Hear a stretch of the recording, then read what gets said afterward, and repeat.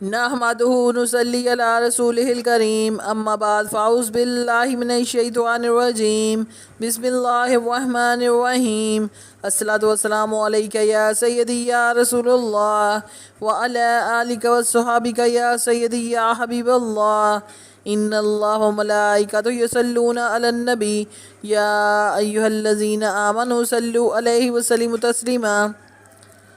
میرے اسلامی بہنوں اور بھائیوں، السلام علیکم ورحمۃ اللہ وبرکاتہ۔ میں آپ کی بہن یوٹیوب چینل سے بات کر رہی ہوں۔ آپ سب کیسے ہیں؟ میری رب کریم سے التجا ہے کہ وہ شہدائے کربلا کے صدقے ہمارے گھروں میں خیر و برکت عطا فرمائے، مجھ سمیت کل بیماروں کو شفا دے، بے اولادوں کو صاحب اولاد کرے، بے زروں کو زر دے، بے گھروں کو گھر دے، پریشان حالوں کی پریشانیاں دور فرمائے اور ہم سب کی نیک دلی حاجات کو قبول و منظور فرمائے، آمین۔ آج ہم خاتون کربلا حضرت زینب علیہ السلام کی پیدائش، نکاح، مناقب، والد اور بھائی سے جدائی، لٹا پھٹا قافلہ کوفہ کی جانب اور یزید کے محل میں واقعات کا ذکر کریں گے۔ خاتون کربلا حضرت زینب علیہ السلام۔ خاتون کربلا علیہ السلام کی پیدائش سیدہ زینب بنت علی علیہ السلام 5 ہجری 627 عیسوی کو مدینہ منورہ میں پیدا ہوئیں۔ 2 بھائیوں کے بعد گھر میں رحمت خداوندی کا نزول ہوا تھا۔ والدین اور بھائی خوشی سے نہال تھے۔ نبی کریم صلی اللہ علیہ وسلم مدینے سے باہر تشریف لے گئے تھے۔ حضرت فاطمہ الزہرا علیہ السلام نے شوہر سے فرمایا، علی، ابا حضور مدینے میں نہیں ہیں تو آپ بچی کے کانوں میں اذان اور تکبیر کہہ کر نام رکھ دیجئے۔ حضرت علی علیہ السلام نے فرمایا، میں بچی کے کانوں میں اذان اور تکبیر تو کہہ دیتا ہوں، لیکن ہماری چاند سی بیٹی کا نام تو رسول اللہ صلی اللہ علیہ وسلم ہی رکھیں گے۔ حضرت صلی اللہ علیہ وسلم کا معمول تھا کہ سفر سے واپسی پر سب سے پہلے حضرت فاطمہ علیہ السلام کے گھر تشریف لے جاتے، ان سے حال احوال معلوم کرنے کے بعد مسجد نبوی جاتے اور پھر وہاں 2 رکعت نفل ادا کرنے کے بعد اپنے گھر تشریف لے جاتے۔ اس دن بھی ایسا ہی ہوا۔ جب 3 دن کے بعد اللہ کے رسول صلی اللہ علیہ وسلم بیٹی فاطمہ علیہ السلام کے گھر آئے تو پورا گھر خوشیوں سے بکائے نور بنا ہوا تھا۔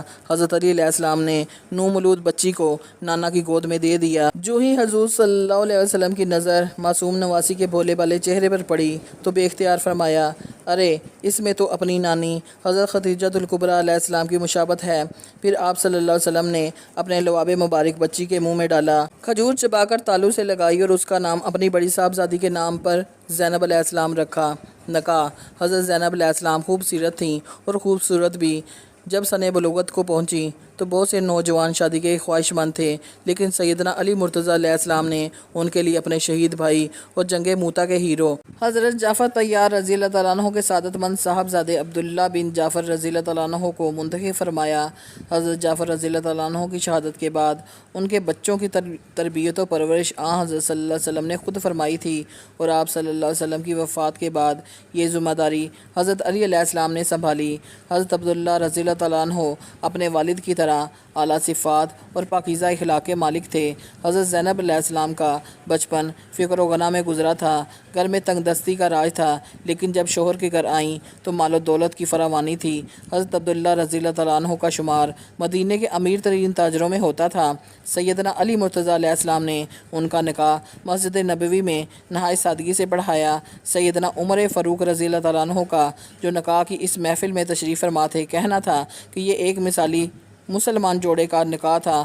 حضرت عبداللہ رضی اللہ تعالیٰ عنہ اکثر فرماتے تھے کہ میں نے خاتون خانہ میں زینب علیہ السلام سے بہتر کوئی عورت نہیں دیکھی۔ اللہ تعالیٰ نے انہیں 4 صاحبزادے اون، محمد، علی، عباس اور 1 صاحبزادی کلثوم عطا فرمائیں۔ اون اور محمد نے اپنے ماموں کے ساتھ میدان کربلا میں شہادت پائی۔ مناقب سیدہ زینب بنت علی علیہ السلام شکل و صورت میں اپنی نانی حضرت خدیجہ الکبریٰ علیہ السلام سے مشابہ تھیں۔ چہرے پر جلال و جمال اپنے نانا سید المرسلین رحمۃ للعالمین صلی اللہ علیہ وسلم کے رخ انور کی طرح تھا۔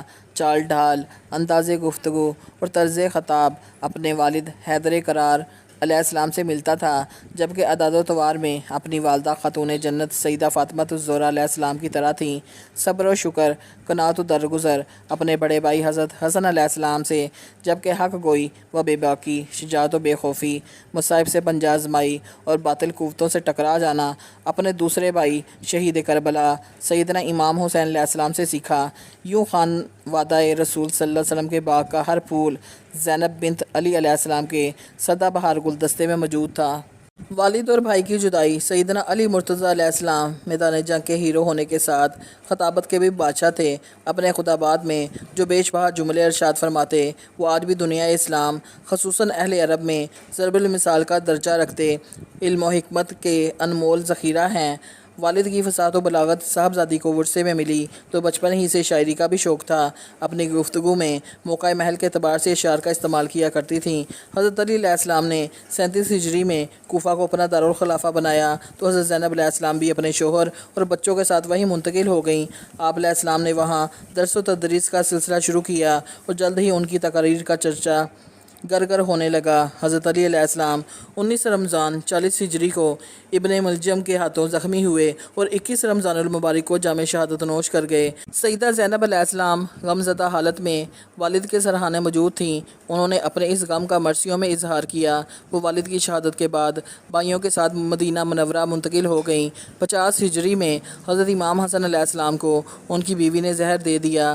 بچپن میں نانا اور والدہ کی جدائی برداشت کی، جوانی میں والد کو کھویا اور اب بڑے بھائی بھی اللہ کو پیارے ہوئے۔ پے در پہ ان اندوا ناک صدمات نے انہیں وقت سے پہلے بوڑھا کر دیا۔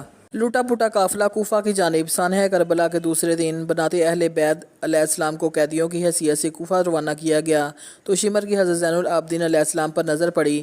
اس نے انہیں بھی شہید کرنا چاہا لیکن حضرت زینب علیہ السلام بیمار بھتیجے سے لپٹ گئیں اور انہیں شہید ہونے سے بچا لیا۔ نواسہ رسول صلی اللہ علیہ وسلم کے سر مبارک کو ایک تشت میں رکھ کر جابر و فاسق عبید اللہ بن زیاد کے سامنے پیش کیا گیا۔ کوفے کے اس ظالم اور لالچی گورنر نے بے شرمی اور بےہودگی کا مظاہرہ کرتے ہوئے غمزدہ خواتین کو مزید ذہنی اذیت پہنچائی۔ پھر حکم دیا کہ دمشق لے جانے سے پہلے ان سب کو کوفے کے بازاروں میں گھماؤ۔ مورخین لکھتے ہیں کہ ہزاروں کی تعداد میں کوفی گھروں سے نکل آئے تھے۔ اس موقع پر سیدہ زینب علیہ السلام اپنے جذبات پر قابو نہ رکھ سکیں۔ انہوں نے بآواز بلند کہا، اے عہد توڑنے والے دھوکے باز کوفیو، تم نے میرے بھائی کو خطوط لکھ کر بلایا، ان کے نام پر بیعت کی، لیکن پھر تم اپنے گھروں میں چھپ کر بیٹھ گئے۔ تمہاری اس غداری پر اللہ تم کو کبھی معاف نہیں کرے گا۔ میدان کربلا میں ہونے والے قتل عام میں تم برابر کے شریک ہو۔ یزید کے محل میں ان مقدس ہستیوں کو یزیدی فوج کے حصار میں قیدی کی حیثیت سے دمشق لے جایا گیا اور یزید کے دربار میں پیش کیا گیا۔ کچھ مورخین لکھتے ہیں کہ یزید نے امام حسین علیہ السلام کے سر کو دیکھا تو آپ دیدہ ہو گیا۔ اس نے اس اندوا ناک شہادت اور عظیم سانحے کی تمام تر ذمہ داری گورنر کوفہ عبید اللہ ابن زیاد پر ڈال دی۔ اگر یہ بات درست ہے تب بھی تاریخ یزید کو اس واقعے سے کبھی بھی بری الذمہ نہیں قرار دے سکتی کہ حق میں وقت کی مرضی اور منشا کے بغیر اتنا بڑا سانحہ ہو جانا ممکن ہے۔ حضرت زینب علیہ السلام نے یزید کے دربار میں تاریخی خطبہ ارشاد فرمایا، کہا، سب تعریفیں اس اللہ کے لیے ہیں جو کائنات کا پروردگار ہے، اور اللہ کی رحمت نازل ہوں پیغمبر خدا صلی اللہ علیہ وسلم پر اور ان کے پاکیزہ اہل بیت علیہ السلام پر۔ اما بعد، بالآخر ان لوگوں کا انجام برا ہے جنہوں نے اپنے دامن حیات کو برائیوں کی سیاہی سے داغدار کر کے اللہ کی آیات کی تکذیب کی اور آیات پروردگار کا مذاق اڑایا۔ سورۃ الروم آیت نمبر 10۔ اے یزید، کیا تو سمجھتا ہے کہ تو نے ہم پر زمین کے گوشے اور آسمان کے کنارے تنگ کر دیے اور رسول صلی اللہ علیہ وسلم کی آل کو رسیوں اور زنجیروں سے جکڑ کر در بدر پھرانے سے تو اللہ کی بارگاہ میں سرفراز ہوا اور ہم رسوا ہو گئے؟ کیا تیرے خیال میں ہم مظلوم ہو کر ذلیل ہو گئے اور تو ظالم بن کر بھی سربلند ہوا؟ کیا تو سمجھتا ہے کہ ہم پر ظلم کر کے اللہ کی بارگاہ میں تجھے شان و مقام حاصل ہو گیا؟